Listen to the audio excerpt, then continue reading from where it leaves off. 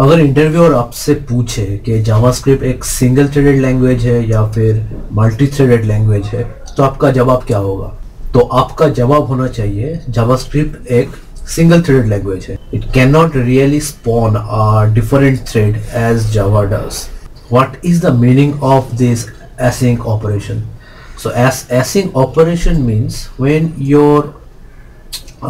write a JavaScript document like this, what it will go line by line and executes each and every codes. Okay, तो ये पहले एक number line पे जाएगा, देखेगा, एक मेमोरी स्पेस क्रिएट करेगा, तब इसमें यूज़र नेम और यूज़र ईमेल डालेगा, ऐसे ऐसे करके ये मेमोरी स्पेस क्रिएट करता जाएगा, तब ये फंक्शन एग्जीक्यूट होगा, इसके बाद ये फंक्शन एग्जीक्यूट होगा. तो लाइन बाय लाइन ये एग्जीक्यूट करते चला जाएगा. ठीक है. लेकिन आपको अगर ऐसा कोई सिनेरियो मिल जाए जहाँ पे ये function execute one by one हो रहा है, लेकिन कुछ एक अलग सा फंक्शन है जो वन बाय वन एग्जीक्यूट नहीं होगा. ठीक है. वो फंक्शन को एग्जीक्यूट होने के लिए थोड़ा बहुत टाइम चाहिए. तो बाय नेचर जावास्क्रिप्ट क्या वो फंक्शन का एग्जीक्यूट होने तक इंतज़ार करेगा? नहीं करेगा. ये अगले जो स्टेटमेंट है उसमें चला जाएगा, अगला जो कोड आपने लिखा हुआ हो उसमें चला जाएगा. तो वो जो ऑपरेशन, जो जावास्क्रिप्ट ऑपरेशन थोड़ा टाइम ले रहा है एग्जीक्यूट होने के लिए, वो तो कभी भी नहीं होगा. लेकिन अगर वो ऑपरेशन ऐसा टाइप का ऑपरेशन है जो आपको कुछ नया लॉजिक, कुछ ऐसा डेटा रिटर्न करेगा जो आपको चाहिए ही चाहिए, जो आपका प्रोजेक्ट के लिए एक जो डेटा आपका प्रोजेक्ट के लिए महत्वपूर्ण हो, ऐसा अगर कुछ वो फंक्शन अगर ऐसा कुछ डेटा आपको रिटर्न कर रहा है, तो आपका जो आपका आपने जो कुछ भी लॉजिक बनाए हैं, जो कुछ भी आपका ऑब्जेक्टिव है, वो तो फुलफिल नहीं हो रहा है ना. तो इस बात को जैसे कि मैं आपको और एक एग्जांपल दे रहा हूँ कि आपका जावास्क्रिप्ट आपने देखा है अभी तक कि मैं जो कुछ भी कर रहा था ऑन दैट HTML इटसेल्फ कर रहा था ना, मतलब मैं एरे में वैल्यू डाल रहा था, उसके बाद उसको डिलीट कर रहा था. तो अगर ऐसा कोई सिनेरियो आ जाए आपके पास जिसमें क्या हो रहा है कि आपको डेटाबेस के साथ इंटरेक्ट करना होगा. सो अगर आप डेटाबेस के साथ इंटरेक्ट करना चाह रहे हो तो आपको क्या करना होगा? जावास्क्रिप्ट तो डेटाबेस के साथ इंटरेक्ट नहीं करता, तो आपको एक थर्ड पार्टी API चाहिए जिसके थ्रू जावास्क्रिप्ट वो कॉल सक्सेसफुल होगा, है ना, जिसको हम API कहते हैं. और ये API के साथ जावास्क्रिप्ट कैसे कनेक्ट करेगा? Through HTTP protocol, right, over the internet through HTTP protocol. HTTP पे आपके पास पोस्ट है, गेट है, पुट है, डिलीट है, ऐसे कई सारे मेथड है जिसके थ्रू जावास्क्रिप्ट कोड वो API के साथ इंटरेक्ट करेगा और कम्युनिकेट करेगा, है ना. तो ओवर द इंटरनेट जब वो API के साथ जावास्क्रिप्ट कम्युनिकेट कर रहा है, तो ऐसा भी तो हो सकता है कि आपका नेटवर्क स्लो है या फिर सर्वर जिस सर्वर में वो API होस्टेड है वो स्लो है. तो आपको क्या होगा? जो रिटर्न जो डेटा है वो आने में तो थोड़ा बहुत तो टाइम लग जाएगा, है ना. तो आपका अगर ये थोड़ा बहुत टाइम लग जाएगा तो आपका क्या होगा? JavaScript, these other codes are not going to wait for the response. They will continue its execution and go till the end. तो वो नेटवर्क जो कॉल है ये एक एसिंक नेचर है. ठीक है.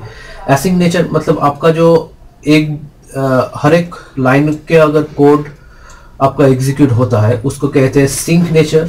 और कोई अलग सा मतलब दूसरा कहीं पर मतलब ये नेटवर्क के लिए रुक रहा है या फिर दूसरा कोई ऑपरेशन हो रहा है जिसमें जो ऑपरेशन होने में थोड़ा बहुत टाइम चाहिए होगा, इसको कहते हैं एसिंक ऑपरेशन. तो जावास्क्रिप्ट को ये एसिंक ऑपरेशन भी तो हैंडल करना है. आप वो नेटवर्क से कॉल कर रहे हो, उसको भी तो आपको हैंडल करना है, नहीं तो आपको डेटा कहाँ से मिलेगा? आप हर चीज़ तो आप मेमोरी पे नहीं रख सकते, क्योंकि सेशन क्लियर होने से तो वो मेमोरी से निकल जाएगा, है ना. तो आपको कहीं पर तो वो डेटा परसिस्ट करना होगा, है नहीं. तो डेटा परसिस्ट करने के लिए आपका you should take the help of a database, right? So in that case, in order to interact with the database, you need a help of one API. And how JavaScript would communicate with that API? Through the HTTP protocol over the internet. तो JavaScript में आप कैसे API से call कर सकते हो, तो हम लोग आज वो देखेंगे। और हम लोग जो एग्जाम्पल हम लोग जो क्रिएट करेंगे, जो कुछ भी काम करेंगे, वो जावास्क्रिप्ट मतलब येस 5 में करेंगे, येस 6 का हेल्प नहीं लेंगे, ठीक है। तो येस 5 में आपका आप इस्तेमाल कर सकते हो XML HTTP रिक्वेस्ट। चलिए देखते हैं कैसे वो काम करता है, ठीक है। तो मैंने ये async.html पहले से बना लिया है, तो आप वही देख रहे हो इधर, async JavaScript XML Ajax। हम आज येस 5 का जो फीचर था Ajax से हम एक API कॉल करके देखेंगे, ठीक है। लेकिन मैंने वो स्क्रिप्ट जो जावास्क्रिप्ट फाइल नहीं बनाया, तो उसको एक बार बना लेते हैं। API call .js, let's make it and copy it from here and put it like ./js API call .js कर देते हैं। अब पहले टेस्ट करके देखते हैं कुछ होता है या नहीं। सिंपली हम एक कंसोल लॉग करके देख लेंगे कि API कॉल मतलब ये वाला फाइल काम कर रहा है कि नहीं, या तो ये API कॉल हो रहा है। तो इसमें हम क्या करेंगे, पहले तो एक फेक जेसन API कर लेते हैं।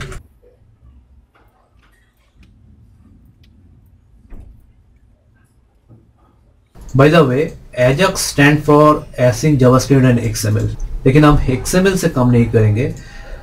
XML को छोड़कर हम लोग जेसन से काम करेंगे, ठीक है ना। तो आप इस लिंक में जाके आप कुछ डामी जेसन आपको मिल जाएगा। जैसे कि इधर देखिए 100 प्रोडक्ट्स, तो इधर हम अगर क्लिक करते हैं तो आप देखिए 100 प्रोडक्ट्स का जो जेसन है वो मिल गया इधर।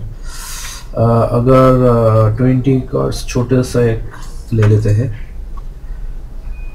इधर शायद 20 डेटा होगा, इसमें 100 डेटा है, इसमें 20 डेटा है, कार्ट्स नाम का होगा। ये देखिए प्रोडक्ट्स जो जेसन है उसके अंदर ये एक एरे है, ये एरे को लेकर आपको आइटरेट करना होता है। तो हम लोग ये API से देखते हैं हम लोग अपने वेब एप्लीकेशन में ये डेटा कंसोल कर सकते हैं या नहीं। तो कैसे करेंगे उसको, चलिए देखते हैं। तो जावास्क्रिप्ट का एक ब्राउज़र का या फिर जावास्क्रिप्ट का एक डिफ़ॉल्ट मेथड है जो जिसको कहते हैं XML HTTP रिक्वेस्ट, ओके। ये मेथड का आप क्या करोगे कि एक इंस्टेंस पहले से बना लोगे, ठीक है।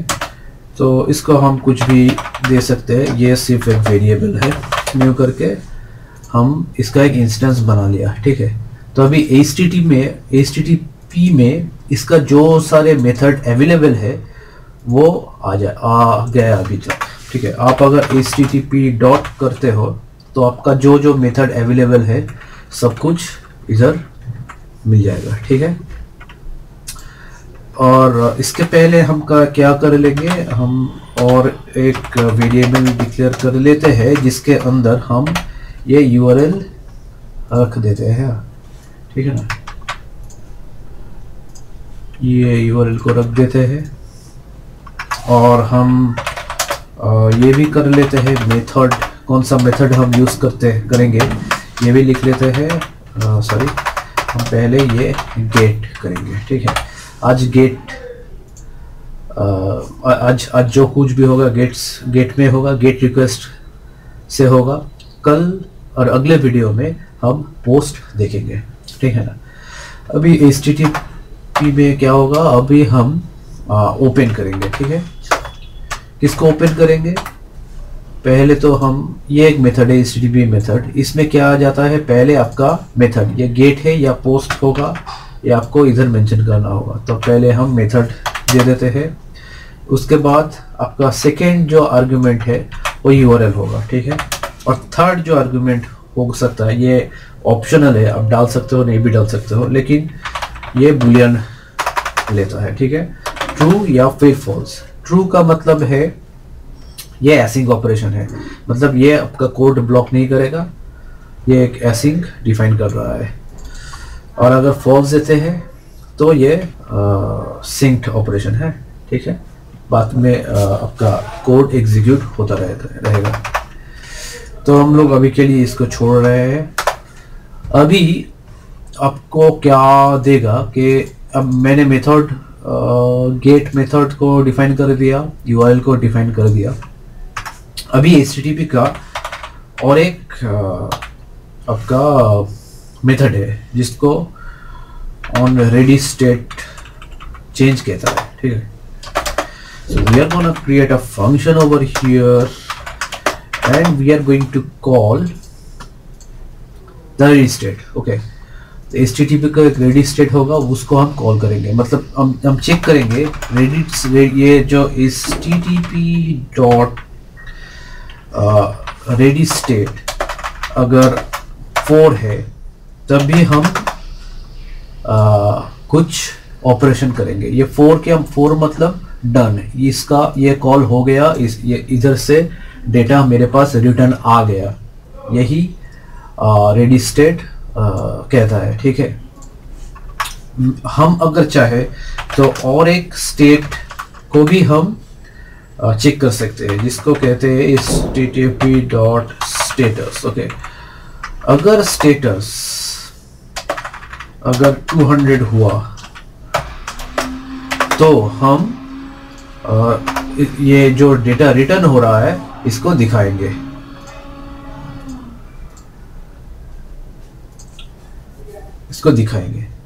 तो अभी चलिए कंसोल करते हैं, इधर console dot log HTTP dot response text, okay. इसको करते हैं, कंसोल में क्या देगा, कुछ नहीं देगा, क्योंकि आपको इसको सेंड भी करना है। There is a method called send, you have to do this. If you save you'd find आपके पास ये प्रोडक्ट्स का पूरा डेटा आ गया। जो कुछ भी डेटा इधर था सब कुछ इधर दिखा रहा है। If you click on show more it will show you the rest of the data, okay.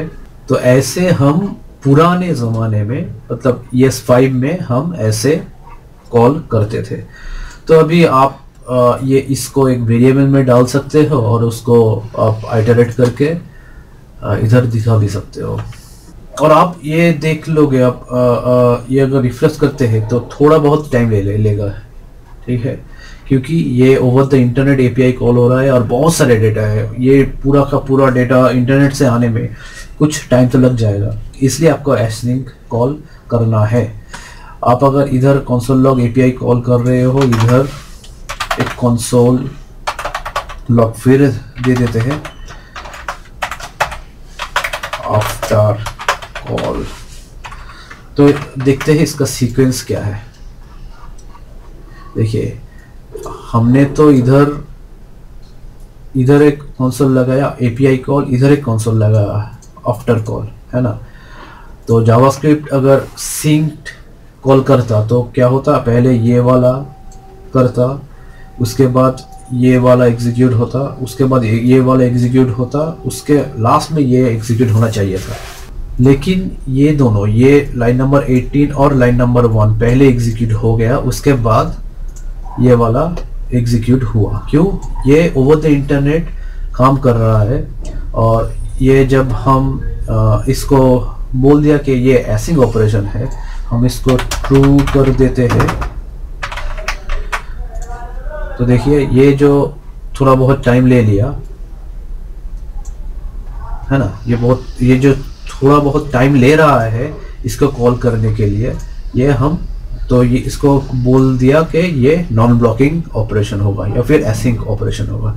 तो ये आगे का जो कुछ भी कोड हम लिखेंगे इधर इधर इधर इधर नीचे वाले जो कुछ भी कोड लिखेंगे,